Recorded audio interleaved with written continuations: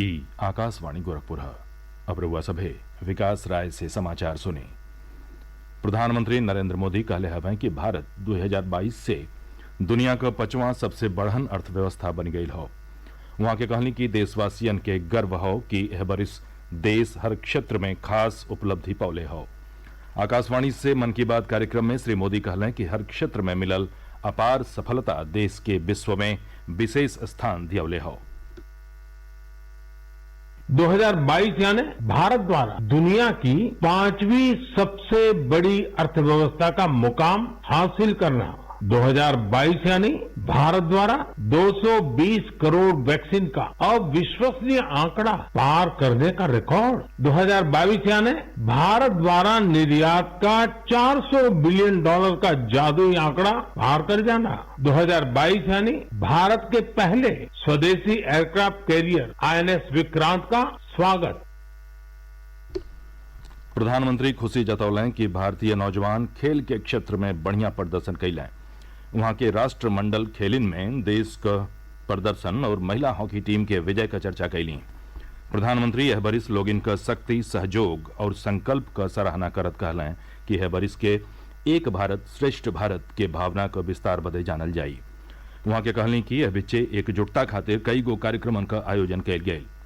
प्रधानमंत्री कहलें कि योग और आयुर्वेद के क्षेत्र में साक्ष्य आधारित अनुसंधान हमेशा एगो चुनौती रहल हो। वहां के बात पर खुशी जतौलें कि साक्ष्य आधारित औषधि के युग में अब योग और आयुर्वेद आधुनिक युग का जांच और कसौटियन पर खरा उतरी रहल हवें। प्रधानमंत्री विश्व आयुर्वेद कांग्रेसों का चर्चा कैलें जवन हाले में गोवा में आयोजित कैल गेल रहे। वहां के कहलें कि यह सम्मेलन में 40 देश हिस्सा लिहलें और 550 से बेसी अनुसंधान आलेख पेश कैल गेल।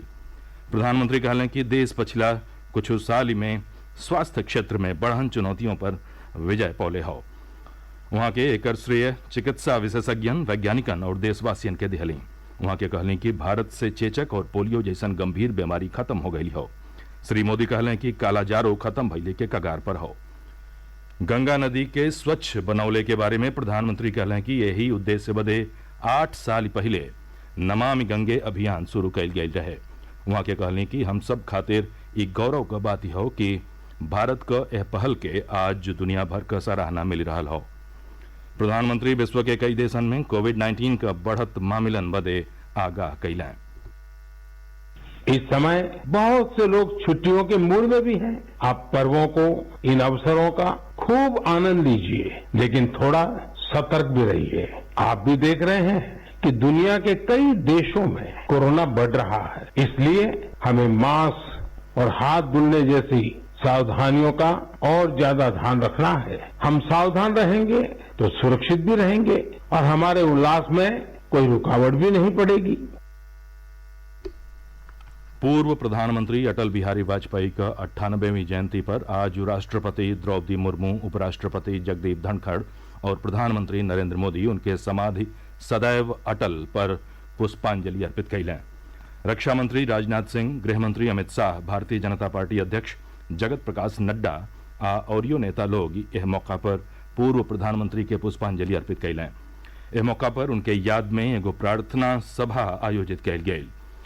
प्रधानमंत्री मोदी पूर्व प्रधानमंत्री अटल बिहारी वाजपेयी के जयंती पर उन्हें याद कैलें। मुख्यमंत्री योगी आदित्यनाथ लखनऊ में अटल बिहारी वाजपेयी के मूर्ति पर फूल चढ़ा के उन्हें श्रद्धांजलि दिहलें। श्री योगी अटल बिहारी वाजपेयी के जयंती पर सुशासन दिवस के मौका पर उनके जीवन दर्शन पर आधारित अभिलेख और चित्र प्रदर्शनी का शुभारंभ कैलें। मुख्यमंत्री अपने संबोधन में कहलें कि श्री अटल बिहारी वाजपेयी प्रधानमंत्री के रूप में देश के सामने आदर्श पेश कैले रहलें।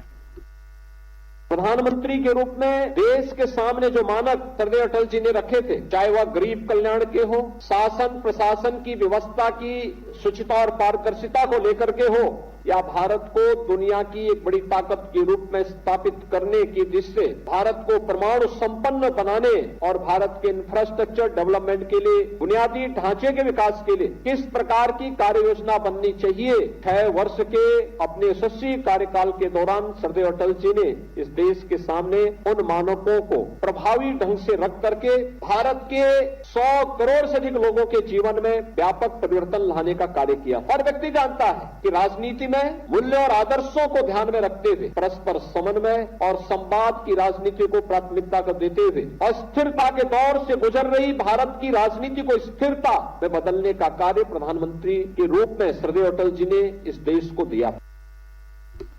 क्रिसमस का त्योहार प्रदेश भर में आज हंसी खुशी के साथ मनावल जा रहा हो। ईसा मसीह के जन्मदिन के क्रिसमस के रूप में मनावल जाला। आज गिरजाघरन में विशेष प्रार्थना कई जा रहा हो। लोग अपने घरन के आकर्षक रोशनी से सजौले हवें और एक दूसरे के बधाई देके त्योहार मना रहा हवें।